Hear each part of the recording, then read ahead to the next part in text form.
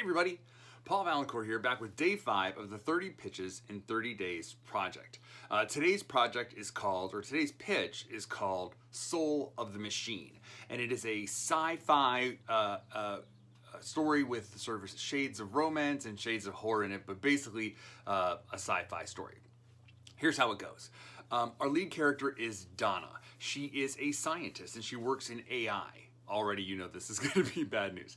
Her name is Donna and she works in AI, and she's working we join her working in an AI lab, and she's trying to get a robot arm to obey vocal commands and sort of work with her, sort of almost as one would work with a person, sort of AI style, you know? But it's not working. No matter what she does, it still keeps coming up against a block. She just can't make a breakthrough, or hasn't made this breakthrough in her work yet that she really needs to do.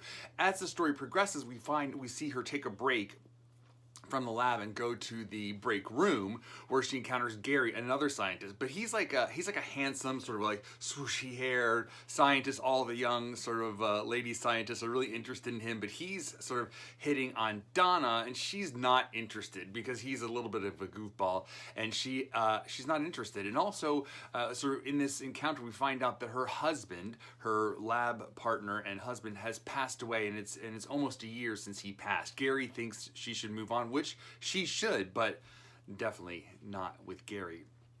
That night, Donna goes home and she's sitting alone in her house, and it seems very big, very cavernous, very empty without her husband there.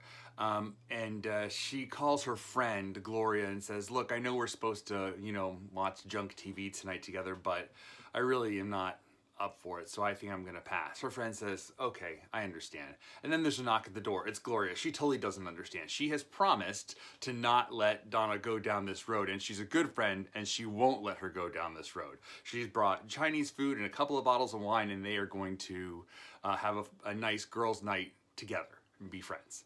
And so during the course of the night, it gets a little sadder, a little bit more somber, as Donna sort of thinks more and more about her husband and how she misses him and this sort of thing. And Gloria says, "That's it. I've had enough of this. We are going to go and do something that I thought of." And Donna wants to know what it is, and she says that it's a surprise. If I tell you, you will definitely say no, so I'm not going to tell you till we get there. What there is a psychic bookshop, and Gloria has made them an appointment with the psychic there to try to contact Donna's husband. Now, as a woman of science, she could not be more against this idea, but she's had a couple of glasses of wine, and Gloria has been her friend for a long time and knows just how to get to her, just how to pressure her, so she eventually says yes.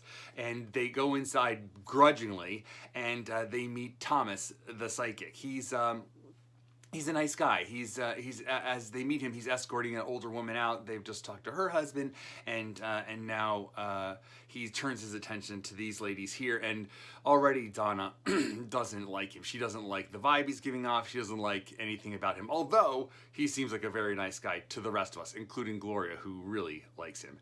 And then they sit down at the table in the back room, and it's the closing time. He locks the door. It's very quiet. There's some incense and candles, all the regular psychic accoutrement in full effect. And he begins to do his thing. And they eventually contact her husband. Donna can't believe it. She doesn't, in fact, believe it. Gloria is all in. She's like, yeah, tell me more. And so in the course of this contact, it is, we're not totally sure as audience whether he has or hasn't. It all seems very sort of psychic vague, and, good feelings, and don't worry, I'm okay, and all the kind of regular platitudes that one might expect from a charlatan or a real psychic, if that was coming through, until finally Thomas comes up with this. He just has a feeling, a sense of a number. It's 477-800. Does that mean anything? It's not a phone number. Does that mean anything to you? And Donna's like, no, it doesn't mean anything to me, and neither does any of this. She can't believe how she's been drawn into this thing where it's just like where a psychic, sort of says something, and then you sort of give information and they build off that. Donna has been a brick wall up till now and hasn't given anything, so the psychic really isn't getting any traction in her mind, so she's had enough. She says a couple things that she really probably can't take back, and she leaves with Gloria in tow. She pays Thomas, and they leave. The next morning, Donna wakes up with the emotional hangover from this psychic encounter and a physical hangover from probably a little bit too much wine. And she goes and takes a shower. But as she comes out, she trips over some of her clothes that she's left on the ground and knocks a picture off the wall, and it shatters. And as she's picking up the pieces, she sees that it's a picture of the moon, sort of a telescopic image of the picture through the moon. So it's a really good close picture. You can see all the craters and everything. And underneath it says, "I love you to the moon and back." And as she's looking at it, it's something that her husband always used to say to her, "I love you to the moon and back." That was their sort of phrase to each other. And then she thinks about it more, and she does a quick Google search, and then she runs out the door. And she meets Gloria for breakfast, and she is frantic. She is like just charged and just overwhelmed with. And she tells Gloria, "Here's the thing," and she relates the events of the morning and the breaking of the picture, and then 477,800, 477,800 miles. That's how far it is to the moon and back. Oh my God. Suddenly, Donna believes. Gloria can't believe how much she believes. She's like, "Really? You?" And Donna's like, "Yes, I've got to go talk to this guy." And Gloria reminds her of the fairly abrasive exit they had, and says it's going to be hard work. Donna says, "Just give me the number. I will figure it out." Right? So Donna, we join her at work, and she is at work trying to work and calling Thomas over and over, leaving messages, apologizing. She isn't getting any calls back. But then her supervisor comes in, and he starts leaning on her about the progress in her work. Progress, in fact, that she's not making. It's not sort of coming together in a way that the investors would like. And he's really telling her that she needs to up her game and make some progress, or they're going to defund her program, and he's not sure what happens next after that. She says, yes, I will, and then but then sort of scurries off, and kind of really with no plan in mind. That night, around the same time as the night before, as the psychic bookstore is closing, Thomas is leaving, turning the lights off, locking up the door, and as he comes out, standing there, leaning against her car, is Donna, looking very penitent and sorry. And she says to him, "Look, I've tried to call you a bunch of times to apologize for last night, and you're not calling me back, and I totally understand why. I was terrible. I brought you a little peace offering." She pulls out a pretty lame little bouquet of sage from the grocery store, not even sort of like spiritual sage you would say, but like seasoning sage or whatever. And he says, "That's not the right, I see what you're doing, but that's not it." She says she's doing her best. She's like trying to, give an olive branch or a sage bush or whatever. And he's a psychic. He's open-minded. He accepts the thing and says, "Okay, whatever." And then that's it, peace made. And then he starts to walk away, and she's like, no, I need more. And she invites him to dinner, and then over dinner tells him the story of what's going on, and how she's been struggling, and this message of 477,800 has really touched her and meant something to her. And he said, "Yeah, it was tough sort of talking to your husband, because he had all these things I didn't understand really what was going on. It's a lot of science and laboratory stuff that I didn't get." She's like, yeah, I want to show you, so maybe you can get a better point of reference, and maybe he can come through a little bit stronger. I can take you to the lab." And so she does. She takes him to the lab, and there they start really their relationship, their working relationship, and their actual friendship relationship. And when they're in the lab, they're sort of looking around, and she's talking about her work of what it is, and AI, and trying to sort of replicate the human intelligence, and on the other side, Thomas is a psychic. He's not a scientist, and he's saying, "Why would you want to replicate it? Why not just use it?" And she's like, talks about the singularity, the time in the future when we will be able to download all of our knowledge and experience into a computer, and we'll be able to live virtually in that computer. And somewhere between the two of them, they sort of have and they sort of are talking about the encounter last night, and they come up with this idea of based on the singularity. Well, in the singularity, we are taking people's knowledge and experience before they pass away and putting it in a computer. Thomas suggests, or they sort of come up with the idea, why not after? After they've passed away, why not invite them back into a computer? Oh my God.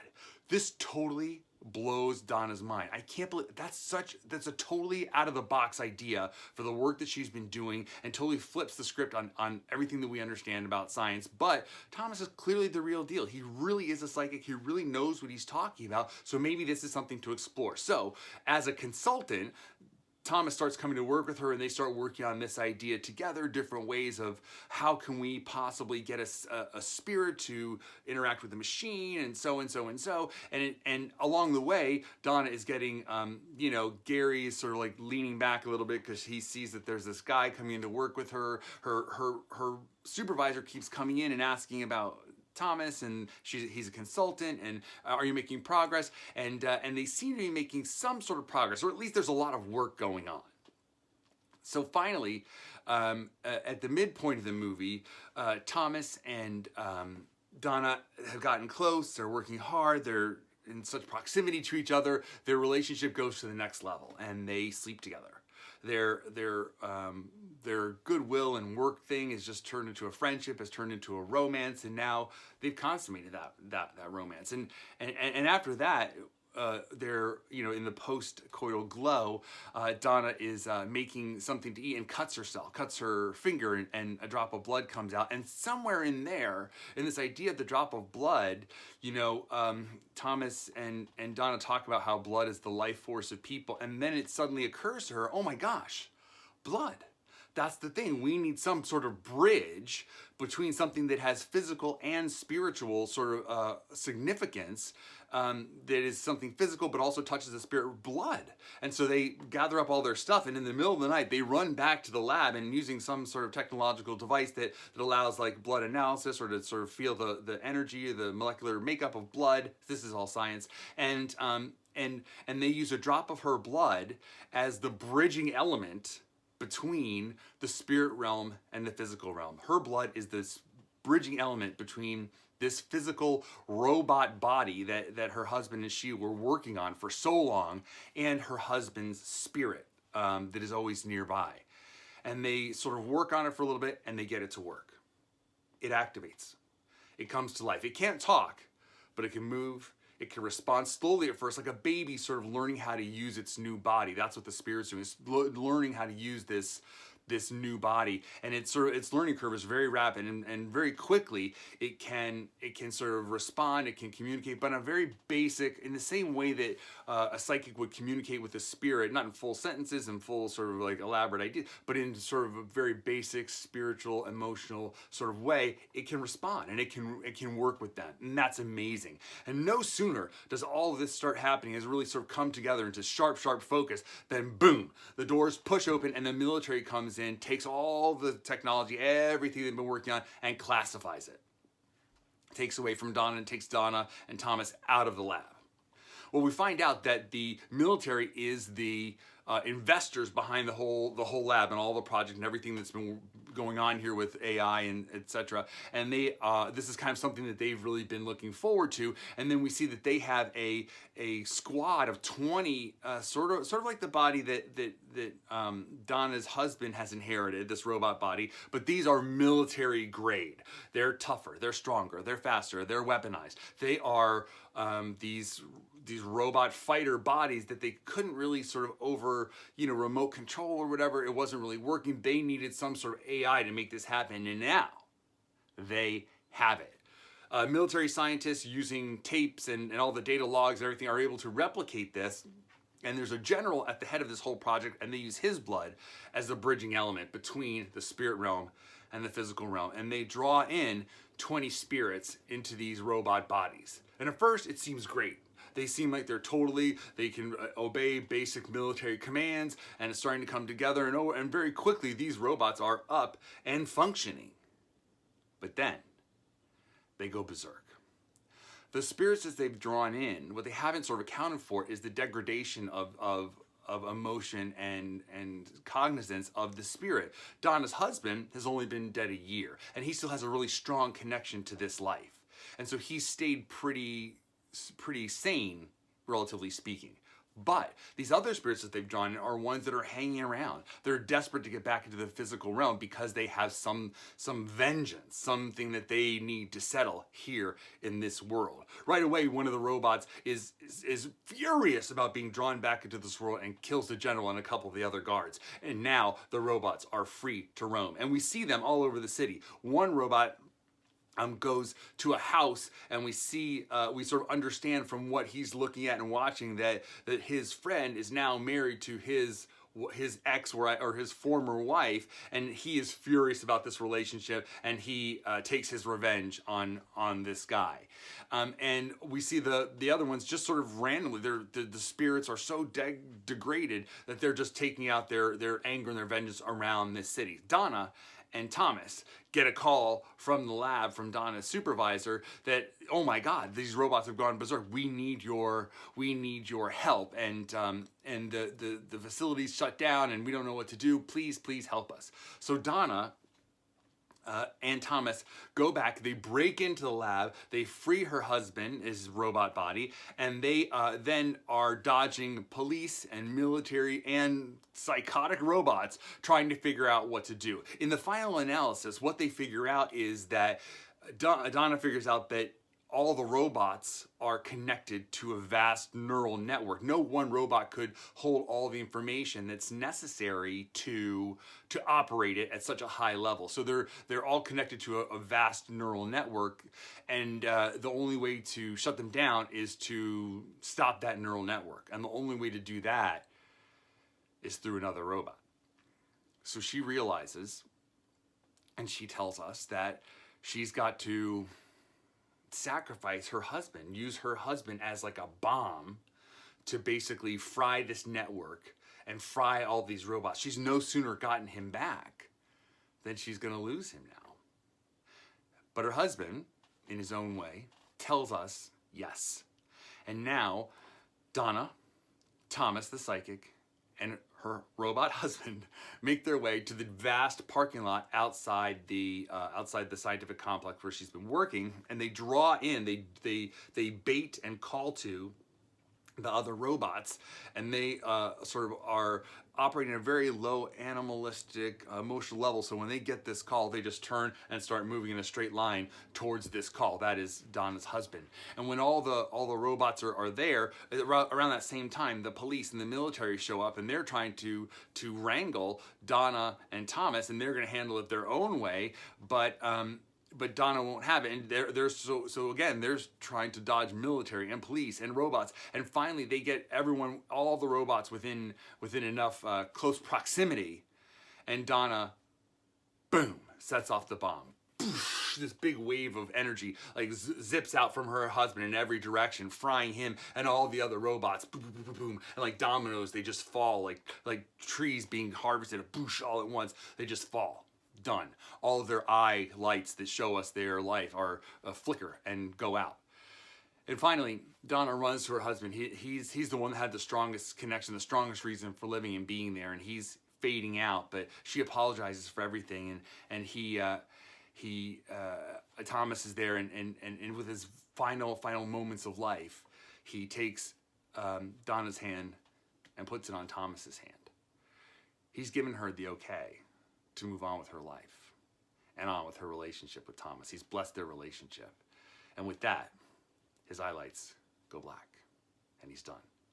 The screen fades to black, but then it fades up on the interior of a giant, almost like a Ark of the Covenant style warehouse. And we see row upon row upon row upon row of these military grade robot bodies hanging in charging cradles, just waiting. And they're all dark, dark, dark, dark, dark. And we sort of move down aisles one through another until finally we rest on one, and its eye light comes to life. And then the screen fades to black. Thank you very much for watching. That has been Soul of the Machine.